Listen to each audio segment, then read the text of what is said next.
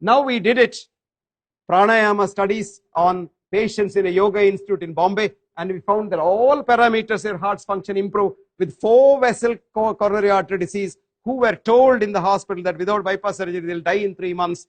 They're all alive 5 years later, and not only that, their hearts are absolutely normal now. So we did this study and followed it up and showed that it really works even with the conventional reductionist parameters.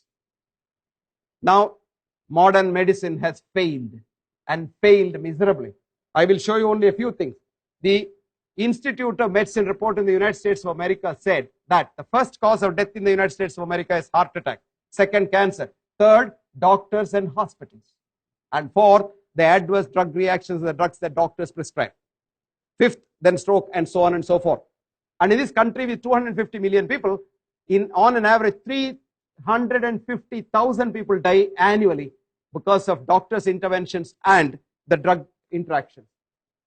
Now, the third thing, doctors went on strike in Israel a couple of years ago for 3 months. They were not working at all, and there were no private doctors in Israel. And then, of course, somebody brokered peace between the government and the doctors, and they came back. And when they came back, audit showed the death rate had fallen precipitously in every city during the strike period, only to come up to its original level, overshoot it when they came back to work. And do you know who brokered peace? Can you guess? Morticians brokered peace. Their coffins were not sold at all. That's the truth. And the British Medical Journal has written a beautiful editorial. Doctors going on strike will definitely improve society's health. Now, somebody said, okay, we have more doctors, there will be less problems. There is no link between the size of the doctors and the health of society. As a matter of fact, the largest number of doctors are in Italy, and the lowest is in Japan. And the health-wise, Japan is the best, Italy is the last among the 14 industrialist countries seen. Now, Dr.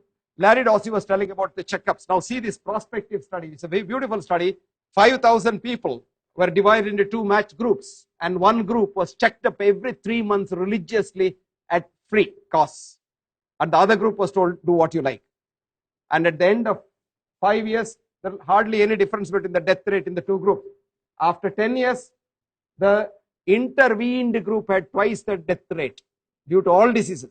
At the end of 20 years, 3 times more people died in the intervened group, where every parameter, so-called parameter, was corrected by the doctors. The others didn't do anything. Next.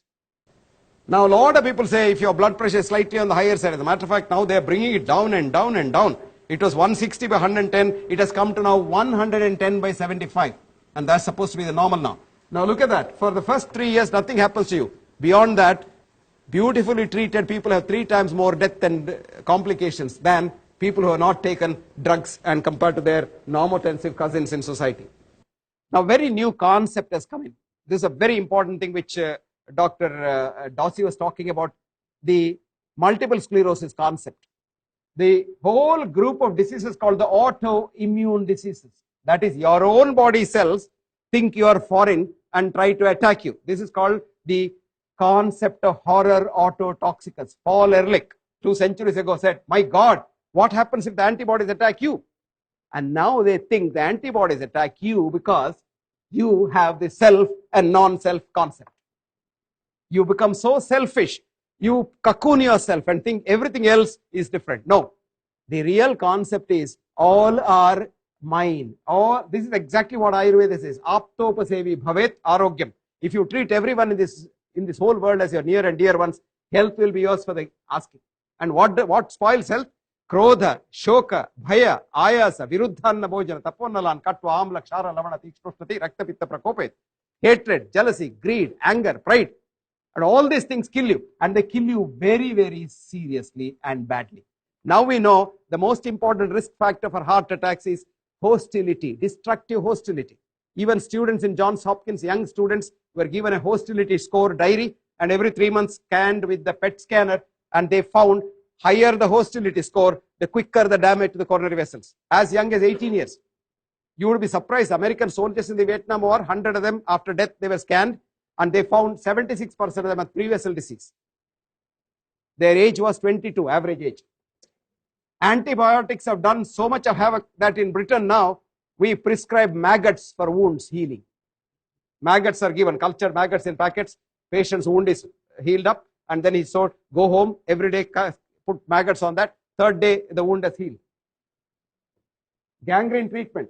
Now, the multiple drug resistant germs have become so dangerous that many hospitals have to close down their operation theaters because they can't operate. These germs cannot be killed by the 500 molecules of antibiotics. Antibiotics are anti-nature. You try to kill a germ, the germ mutates. And we are back to the basics.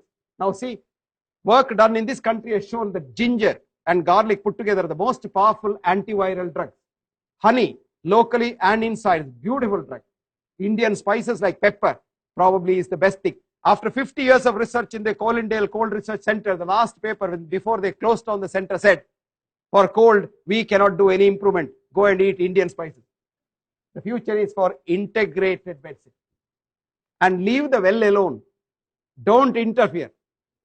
You know, Hutchison was a great physician of the last century who said, God, give me deliverance from A, treating human beings as cases. B, making my intervention worse than his disease. And 3, not letting the well alone. Yoga and health.